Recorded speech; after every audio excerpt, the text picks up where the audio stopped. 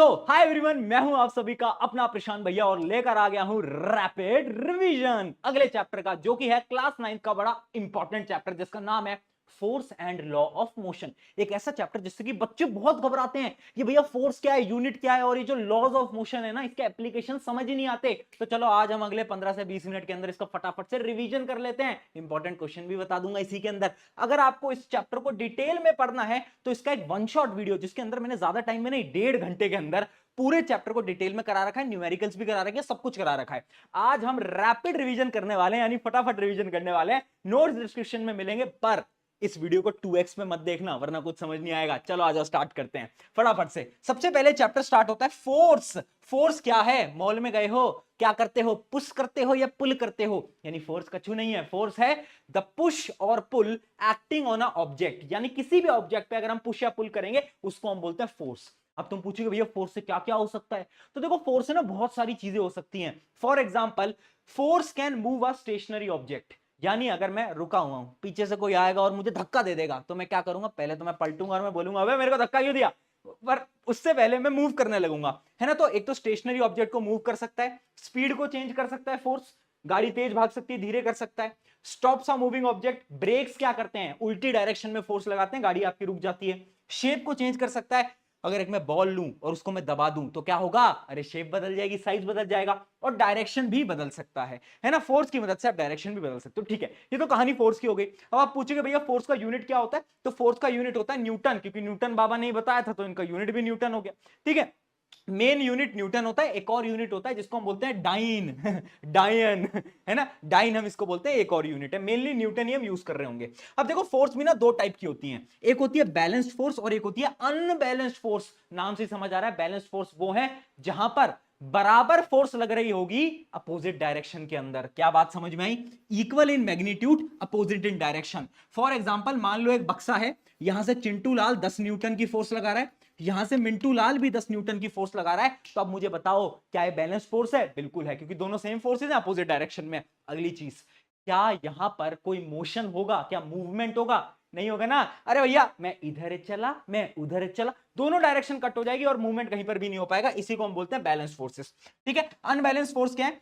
Unequal in magnitude, opposite in direction. यानी मान लो यहां से 20 न्यूटन आ रहा है, यहां से 10 न्यूटन आ रहा है, तो किस डायरेक्शन में मूवमेंट होगा? इस डायरेक्शन में मूवमेंट होगा। समझ पाए? बहुत बढ़िया। इसके अलावा दे कैंसल ईच अदर, यानी बैलेंस फोर्सेस आपस में कैंसिल हो जाती हैं, वहां कैंसिल नहीं होती।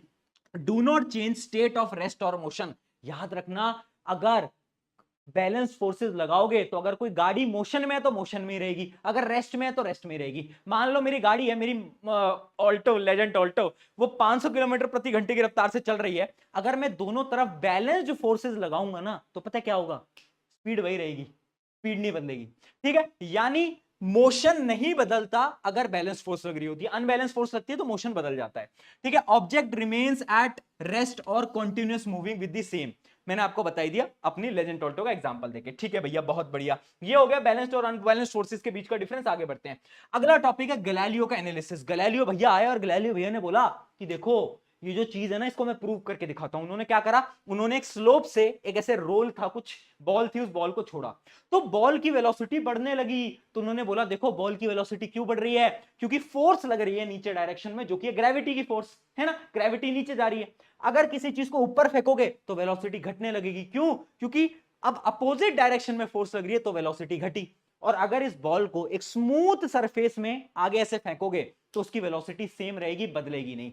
तो यानी गैलीलियो भैया जी ने यह बताया कि अगर कोई भी एक्सटर्नल फोर्स नहीं लगती तो स्टेट ऑफ मोशन नहीं बदलता। कोई चीज रेस्ट में है तो रेस्ट में रहेगी, मोशन में है तो मोशन में रहेगी। ठीक है, अगर कोई भी एक्सटर्नल फोर्स नहीं लग रही होती तो। इस बात को याद रखना। ठीक है जी, बहुत बढ़िया। अब यहीं पर ही आता है सबसे इंपॉर्टेंट टॉपिक, जो कि है इनर्शिया। इनर्शिया क्या है? एक एग्जांपल से समझते हैं। सुबह सुबह तुम सो रहे हो, सो रहे हो, सो रहे हो, तुम्हारी बॉडी क्या चाहती है? कि सोते रहो, सोते रहो, सोते रहो, नहीं जगना, नहीं जगना, नहीं जगना। तभी तुम्हारी मम्मी की फ्लाइंग चप्पल आती है और तुम उड़ जाते हो, है ना। तो यानी इनर्शिया क्या है? इनर्शिया हर एक बॉडी की प्रॉपर्टी है जो कि किसी भी चेंज को रेजिस्ट करता है। मम्मी उठना नहीं है, मम्मी बेड से नहीं उठना, सोते रहना है, वही इनर्शिया है। ठीक है, तो इनर्शिया क्या है? Property of a body by virtue of which it resist any change in the state of rest और द स्टेट ऑफ मोशन। यानी अगर मैं मोशन में हूं, मैं चाहूंगा मैं चलता रहूं, अगर मैं रेस्ट में हूं तो मैं कहूंगा अरे भैया मैं सो जाता हूं, पंखा कोई और बंद कर देगा, मुझे खड़ा नहीं होना। तो उसी प्रॉपर्टी को इनर्शिया बोलते हैं। ठीक है, इनर्शिया 3 टाइप के, इनर्शिया ऑफ रेस्ट, यानी अगर मैं रेस्ट पे हूं और जो मेरी प्रॉपर्टी है ना कि मुझे रेस्ट पे रहना है, इसी को मैं बोलता हूं इनर्शिया ऑफ रेस्ट। अगली चीज इनर्शिया ऑफ मोशन, अगर मैं मोशन में हूं तो मेरी बॉडी चाहेगी मैं मोशन में रहूं, उसको मैं बोलता हूं इनर्शिया ऑफ मोशन। और अगली चीज इनर्शिया ऑफ डायरेक्शन, अगर मैं यहां चल रहा हूं ना तो मेरी बॉडी चाहेगी कि मैं यहीं चलूं, बट अगर मैं ऐसे पलट जाता हूं तो उसके लिए एक्सटर्नल फोर्स लगानी पड़ती है। ठीक है, तो इनर्शिया ऑफ डायरेक्शन क्या है? इनर्शिया ऑफ डायरेक्शन एक ऐसी प्रॉपर्टी है जिससे कि ऑब्जेक्ट एक ही डायरेक्शन में चलना चाहता है। ठीक है, ये 3 टाइप के इनर्शिया है। इनर्शिया डिपेंड किस पे करता है? मास पे। याद रखना, जिसका ज्यादा मास होगा उसके अंदर जो इनर्शिया है वो उतना ही ज्यादा होगा। अब यहां पर थ्योरेटिकल क्वेश्चन आते हैं, वो क्वेश्चन सारे मैं लिखकर लेकर आया हूं। जैसे पहला सवाल, why does a passenger fall forward when a moving बस सडनली स्टॉप? बस रुकती है, आगे की तरफ जाते हो, क्यों?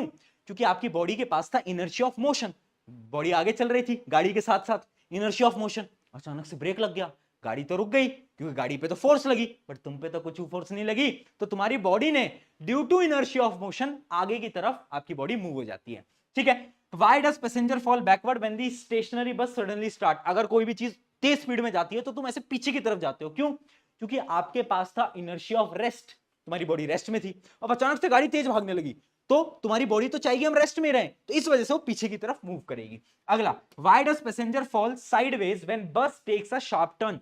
वो बस वाले भैया है ना जो ऐसे घुमा देते हैं, तो आपकी बॉडी ऐसे दूसरी तरफ गिर जाती होगी, क्यों? Due to inertia of direction. ठीक है, why does dust come out of a carpet when it is beaten with a stick? एक कारपेट को लो, मारो मारो मारो, डस्ट नीचे गिर जाएगी, क्यों? क्योंकि जो डस्ट के पार्टिकल हैं उनके पास क्या है? Inertia of rest. तो कारपेट पे फोर्स लगा रहे हो, डस्ट पे तो नहीं लगा रहे, तो डस्ट नीचे गिर जाएगा due to inertia of rest. Same होता है, why does a coin placed, एक कॉइन को अगर हम रखते हैं और कार्ड को हटा लेते हैं तो कॉइन नीचे गिर जाता है, क्यों गिर जाता है? क्योंकि कॉइन के पास भी इनर्शिया ऑफ रेस्ट है। तो ऐसे बहुत सारे इसके अंदर एग्जांपल्स हैं जो कि आप कर सकते हो। Why are seat belts provided in vehicles? Seat belt क्या करती हैं? अगर अचानक से ब्रेक लगेगा, आपकी बॉडी तो किसमें है? इनर्शिया ऑफ मोशन में, तो आपकी बॉडी आगे की तरफ मूव करेगी, तो उस मूवमेंट को रोकने के लिए सीट बेल्ट लगाई जाती है। ठीक है भैया, बहुत बढ़िया। और इसी लॉ को हम बोलते हैं न्यूटन्स फर्स्ट लॉ। इसका एक और नाम है लॉ ऑफ इनर्शिया। ये क्या बोलता है? A body remains at rest or in uniform motion in a straight line unless acted upon by a external unbalanced force। यानी अगर कोई unbalanced force लगती है, अगर नहीं लगेगी कोई भी unbalanced force, तो वो बॉडी या तो रेस्ट में रहेगा या तो मोशन में रहेगा, वो बदलेगा नहीं। बहुत बढ़िया, यही है न्यूटन का पहला लॉ। यहां तक क्लियर? अगले टॉपिक पे बढ़ जाते हैं। अगला टॉपिक है मोमेंटम। मोमेंटम क्या होता है? Momentum is the product of an objects mass and velocity. यानी कुछ नहीं है मोमेंटम, मोमेंटम को हम रिप्रेजेंट करते हैं स्मॉल पी से, मास इंटू वेलोसिटी कर दो, वही मोमेंटम है। ठीक है, अब तुम बोलोगे भैया मोमेंटम का यूनिट क्या होता है? मास का यूनिट क्या होता है? केजी। वेलोसिटी का यूनिट क्या होता है? मीटर पर सेकंड। तो इसका यूनिट आएगा केजी मीटर पर सेकंड।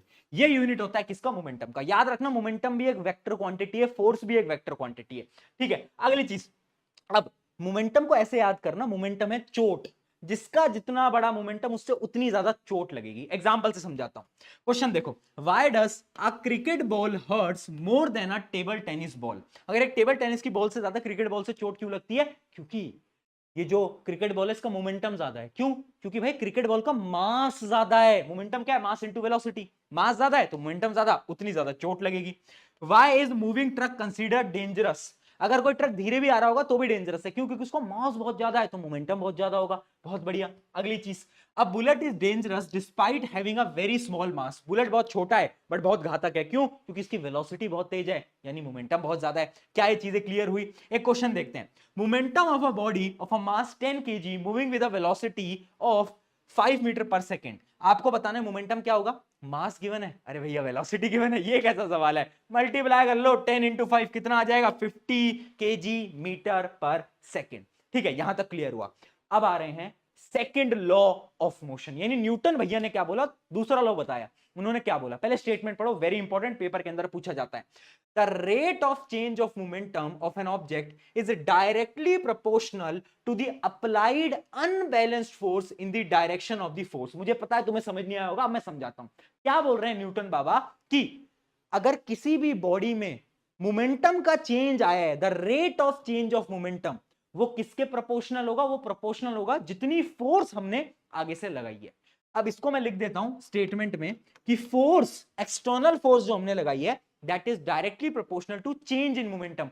जैसे कि एक होता है इनिशियल मोमेंटम, एक होता है फाइनल मोमेंटम। तो उसको हम लिख देते हैं डेल्टा पी, है ना, यानी change in momentum divide by time, क्योंकि rate of change of momentum है इसलिए टाइम से डिवाइड करेंगे। तो यानी न्यूटन बाबा ये कह के गए थे कि force is directly proportional to the change of momentum divide by time. क्या बात समझ में आई? अब एक बड़ी प्यारी सी इंपॉर्टेंट सी डेरिवेशन है, उस डेरिवेशन को एक बार देख लो, क्योंकि बहुत बार पेपर के अंदर पूछी जाती है। डेरिवेशन से आपको ये तक तो पता चल गया होगा कि ये क्या है, change in momentum divide by time. अब देखो, मान लो मास तो सेम है, फाइनल मोमेंटम क्या होगा, इनिशियल मोमेंटम क्या होगा? आपको पता है फाइनल वेलोसिटी v है, इनिशियल वेलोसिटी u है, तो फाइनल मोमेंटम होगा mv और इनिशियल मोमेंटम होगा mu। ठीक है, तो चेंज इन मोमेंटम क्या होगा, देखना बेटा, चेंज इन मोमेंटम होगा mv माइनस mu। ठीक है, क्या बात क्लियर है? चेंज इन मोमेंटम क्या है, final momentum minus initial momentum. ठीक है भैया, ये बात तो क्लियर है। अब देखो, अगर मैं इससे कॉमन ले लूं बेटा m को, तो ये आ जाएगा v minus you divide by T. और ये तो देखा देखा सा लग रहा है, ये तो एक्सेलरेशन है, पकड़ लिया, तो ये तो एक्सेलरेशन आ जाएगा। तो force is directly proportional to mass into acceleration. अब ये इसको हटाने के लिए, प्रोपोर्शनैलिटी को हटाने के लिए कांस्टेंट लगाते हैं k। ठीक है, उस k की वैल्यू हम 1 मान लेते हैं, है ना, k की वैल्यू 1 मान लेते हैं, तो फाइनली फोर्स का फॉर्मूला आ जाता है F इक्वल्स टू ma, यानी mass into acceleration. Very important formula, बार बार काम आएगा, ये डेरिवेशन भी बहुत बार पूछी जाती है। यही है न्यूटन बाबा का हमारा प्यारा प्यारा सा दूसरा लॉ। ठीक है जी, ये समझ आया। एक क्वेश्चन देखते हैं, आ जाओ। अ body of the mass 4 kg has its velocity increased from 2 meter per second to 10 meter per second in 4 seconds. Calculate the force applied. देखो भैया, पहले तो ये लिख लिया करो गिवन क्या है और हमें निकालना क्या है। हमें निकालना है फोर्स।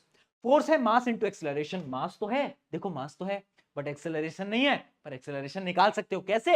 एक्सेलरेशन का फॉर्मूला होता है final velocity minus initial velocity divide by time. यही तो होता है, ध्यान से देख। तो फाइनल वेलोसिटी क्या है 10, इनिशियल क्या है 2, डिवाइड बाय टाइम क्या है 4, तो लिख दो 10 माइनस 2 बाय 4। ये कितना आ जाएगा, इसको सॉल्व करना, तो ये आ जाएगा 2, यानी एक्सेलरेशन आ गया 2। मास कितना है, मास है 4, तो फोर्स आ जाएगा 4 इंटू 2 दैट इज 8 न्यूटन। बहुत बढ़िया, ऐसे सवाल पूछे जाते हैं पेपर के अंदर बार बार, है ना, टेंशन नहीं लेनी, घबरानी नहीं है। वन शॉट के अंदर मैंने और भी क्वेश्चन करा रखे हैं, तो देख सकते हो। अगला, अब देखो, यहीं पर एक कॉन्सेप्ट है जो कि मैं आपको बताना चाहता हूं। आपने फॉर्मूले में देखा होगा कि क्या फोर्स जो है उसका फॉर्मूला क्या है, change in momentum divide by time. यही है ना, अरे यही है ना फॉर्मूला। तो क्या मैं इससे बोल सकता हूं कि अगर मैं टाइम को बढ़ाऊंगा तो फोर्स घटेगी, टाइम को बढ़ाऊंगा तो फोर्स घटेगी। अरे इनवर्सली प्रोपोर्शनल दिख रहा है ना, टाइम को बढ़ाऊंगा तो फोर्स घटेगी। ठीक है, ये बात समझ में आ गई। अब इसी पे ही एप्लीकेशन बेस्ड क्वेश्चन आते हैं। For example, while catching a fast moving ball why does a player pull his hand backward. यानी जब भी विराट कोहली कैच कर रहा होता है बहुत तेज वाली बॉल को, तो अपने हाथ को इसे पीछे लेके जाता है। क्यों लेके जाता है, समझना बेटा। बॉल का इनिशियल मोमेंटम बहुत ज्यादा है, और हाथ पे टच होने के बाद जो फाइनल मोमेंटम होगा वो बॉल का 0 होगा। हाँ है ना, बॉल रुक जाएगी, वेलोसिटी 0 हो जाएगी। तो वो जो चेंज इन मोमेंटम है ना, चेंज इन मोमेंटम है, उससे जो फोर्स जनरेट होगी वो बहुत ज्यादा होगी और हाथ पे बहुत चोट लगेगी। तो उस फोर्स को कैसे कम करेंगे? उस फोर्स को हम कम करते हैं टाइम को बढ़ाकर। यानी जब मैं हाथ को पीछे लेके जा रहा हूं तो टाइम बढ़ता जा रहा है, बढ़ता जा रहा है, बढ़ता जा रहा है। यानी जो मोमेंटम में चेंज आया उसमें जो टाइम लगा उस टाइम को मैंने इंक्रीज कर दिया। और अगर मैंने टाइम को इंक्रीज कर दिया तो फोर्स डिक्रीज हो जाएगी, यानी मेरे हाथ पे चोट कम लगेगी। यहां पर लिखा भी हुआ है, by pulling the hand backward the time of impact increases, यानी जो टाइम है वो बढ़ जाता है। since the change in momentum is same, increasing time reduces the force acting on the hands, यानी हाथ पे लगने वाली फोर्स कम हो जाती है और दर्द कम होता है। इसके और भी बहुत सारे एग्जांपल है, जैसे कि why are athletes in high jump made to fall on sand, यानी उनको सैंड पे क्यों जंप करवाते हैं, कॉन्क्रीट पे क्यों नहीं करवाते? क्योंकि सैंड पे क्या होता है, जब वो जंप करते हैं ना तो उनका मोमेंटम 0 होने में टाइम लगता है, क्योंकि बॉडी सैंड के अंदर जाती है ना, उससे क्या होता है टाइम बढ़ता है, तो उनकी बॉडी पे जो फोर्स लगेगी वो कम लगती है।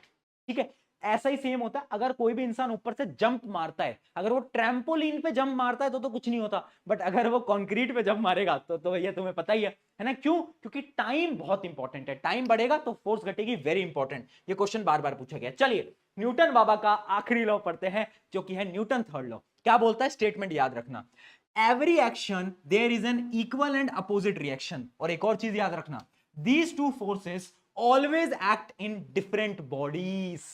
समझना, अगर मैं वॉल पे एक दीवार है, मैं पागलों की तरह दीवार पे धक्का लगा रहा हूं, तो वो दीवार भी ना उतना ही धक्का मुझ पे लगाएगी, उतनी फोर्स मुझ पे लगाएगी। यानी दो बॉडीज हैं, एक मैं हूं, मैं दीवार पे फोर्स लगा रहा हूं और दीवार मुझ पे फोर्स लगा रही है, ये इक्वल एंड अपोजिट फोर्स होगी। क्या बात समझ में आई? तो इसका मतलब ये नहीं है कि तुम अपने दोस्त को थप्पड़ मार के बोल दो कि देख मैंने तुझे थप्पड़ मारा, अब तेरे गाल ने भी तो मेरे हाथ पे उतनी फोर्स लगाई तो मैं तुझे थप्पड़ मार सकता हूं, ये नहीं करना है बेटा। ठीक है, तो ये वेरी इंपॉर्टेंट है, याद रखना क्या है, दोनों फोर्सेज इक्वल एंड अपोजिट होती हैं। अब इसके एग्जांपल हैं कुछ। Why does a gun recoil backward when the bullet is fired? जब मैं बंदूक चलाता हूं फ्री फायर में तो क्या होता है कि जो गोली है वो रिकॉइल करती है, यानी बंदूक ऐसे पीछे की तरफ जाती है। क्यों? क्योंकि जब आपकी जो बुलेट थी वो आगे गई तो फोर्स लगाई उसने, है ना। अब वो जिस फोर्स से गई उतनी फोर्स उसने गन पे भी लगाई, तो गन पे भी पीछे की तरफ फोर्स आती है, इक्वल एंड अपोजिट। ठीक है, a seller jumps forward from a boat, why does the boat move backward? अगर मैं एक नदी में हूं, एक जहाज पे हूं और जहाज से मैं आगे की तरफ जाऊंगा, जंप करूंगा, तो जितनी फोर्स मैं आगे जाने के लिए लगाऊंगा क्या होगा, उतनी ही फोर्स पीछे की तरफ लगेगी। समझ लो मैं जंप कैसे करता हूं बेटा। जब मैं जंप करता हूं ना, सोचो एक बार, इमेजिन करो तुम जंप कैसे करते हो। तुम जंप करने के लिए पीछे की तरफ फोर्स लगाते हो। क्यों? क्योंकि जब तुम पीछे की तरफ जंप करने के लिए फोर्स लगाते हो उतनी फोर्स तुम पे आगे लगती है। समझ पाए? इसका एक और एग्जांपल है, हम वॉक कैसे करते हैं, हम चलते कैसे हैं। तुम सोचो तुम चलते कैसे हो, तुम चल रहे होते ना तो तुम फोर्स पीछे लगाते हो ताकि जो नीचे जमीन है वो तुम पे आगे की डायरेक्शन में इक्वल फोर्स लगाए और इस वजह से तुम चल पाते हो। यानी हर जगह फिजिक्स ही फिजिक्स है ना। In a game of football two player collide and push each other, why do both of them feel the force? दोनों टकराते हैं, दोनों को दर्द होता है। क्यों होता है? ऑब्वियस सी बात है, न्यूटन थर्ड लॉ। ठीक है, how are we able to walk on the ground बता दिया है। And how does a rocket move upward? एक रॉकेट ऊपर की तरफ कैसे मूव करता है? तो याद रखना, एक रॉकेट हमेशा क्या करता है, गैसेस को रिलीज करता है जिसकी मदद से वो नीचे की डायरेक्शन में फोर्स लगाता है, और उतनी ही फोर्स गैसेस उस पे ऊपर की डायरेक्शन में लगाती हैं, जिस वजह से जो रॉकेट है वो हवा में उड़ पाता है ना। अगर ये न्यूटन का तीसरा लॉ नहीं होता तो कैसे उड़ रहे होते रॉकेट? Very important. ठीक है, तो ये था आपका पूरे का पूरा रैपिड रिवीजन। अब आपको कमेंट में इस क्वेश्चन का आंसर देना है। जाओ फटाफट से कमेंट में बताओ एबीसीडी में से कौन सा आंसर सही है और नेक्स्ट लेक्चर कौन सा चाहिए, कमेंट में वो भी जरूर बताना। शुक्रिया एवरीवन, मैं हूं आप सभी का अपना प्रशांत भैया।